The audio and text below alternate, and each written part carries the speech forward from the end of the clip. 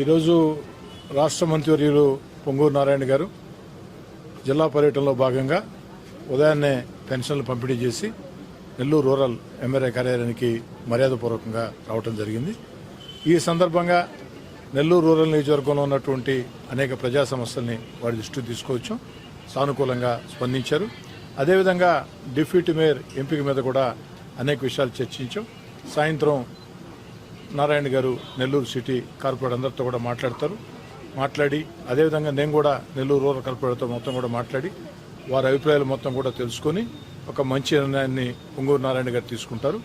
నగర డిప్యూటీ మేయర్కి సంబంధించి రాష్ట్ర మంత్రివర్యులు పొంగూరు నారాయణ గారు ఏ నిర్ణయం తీసుకున్నా ఆ నిర్ణయానికి రూరల్ శాసనసభ్యుడిగా నేను కానీ రూరల్ నియోజకవర్గంలోని కార్పొరేటర్లు కానీ మొత్తం అందరం కూడా కట్టుబడి ఉంటామని చెప్పి మనవి చేస్తూ ఉన్నా.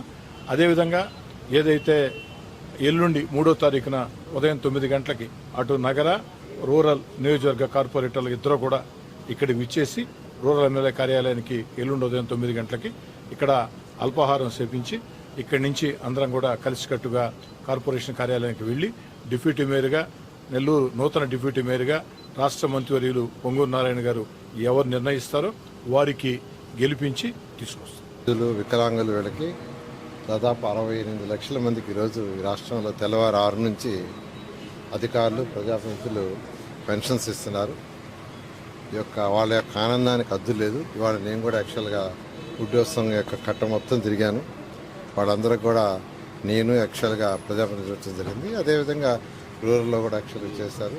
వాళ్ళ యొక్క ఆనందానికి వాళ్ళ కళ్ళలో యాక్చువల్గా ఆ యొక్క ఆనందానికి హద్దులు లేవు. అలా ఈరోజు ముఖ్యమంత్రి గారు ఖజానా ఖాళీ అయిపోయినా రాష్ట్రం ఆర్థికంగా అనేక ఇబ్బందులు ఉన్నా ఎలక్షన్స్ ముందు ఏదైతే మాట ఇచ్చారో దాని ప్రకారం ఈరోజు ముందుకు పోతూ 1 by 1 చేస్తూ వస్తున్నారు. ఈ యొక్క పెన్షన్స్ని పెంచడం కావచ్చు, ఉచిత గ్యాస్ సిలిండర్ కూడా చేయటుంది. త్వరలో అంటే మళ్ళీ నెక్స్ట్ అకాడమిక్ ఇయర్ బిగినింగ్ చేసే లోపల త్వరలో వందనం ఇవ్వబోతున్నారు. అదేవిధంగా ఉచిత బస్సు కూడా స్టార్ట్ చేయబోతున్నారు. రైతు సోదరులకు ఏదైతే 20,000 ప్రామిస్ చేశారో దాన్ని కూడా చేయబోతున్నారు. ఈ విధంగా 1 by 1 చేసుకుంటూ వస్తున్నారు. అయితే ఈరోజు నెల్లూరులో డిప్యూటీ మేయర్ యొక్క సీట్ ఒకటి ఖాళీ అయింది. దాని మీద ఎలక్షన్ కమిషన్ వాళ్ళు 3వ తేదీ ఎలక్షన్ పెట్టమన్నారు. దాని మీద యాక్చువల్గా డిస్కస్ చేయడానికి ఈరోజు నేను ఎమ్మెల్యే శ్రీధర్ రెడ్డి గారికి అక్కడికి కలవటం అంతా మాట్లాడడం జరిగింది. మేమంతా యాక్చువల్గా రేపు ఇవాళ ఈవినింగ్ మళ్ళీ ఒకసారి కూర్చొని డిస్కస్ చేసుకొని ఎవరిని పెట్టాలనేది కార్పొరేటర్లు అందరితో కూడా ఎవరైతే ఈ తెలుగుదేశం పార్టీకి సపోర్ట్ ఉన్నారో వాళ్ళందరితో కూర్చొని డిస్కస్ చేసి ఆ తర్వాత నిర్ణయం తీసుకొని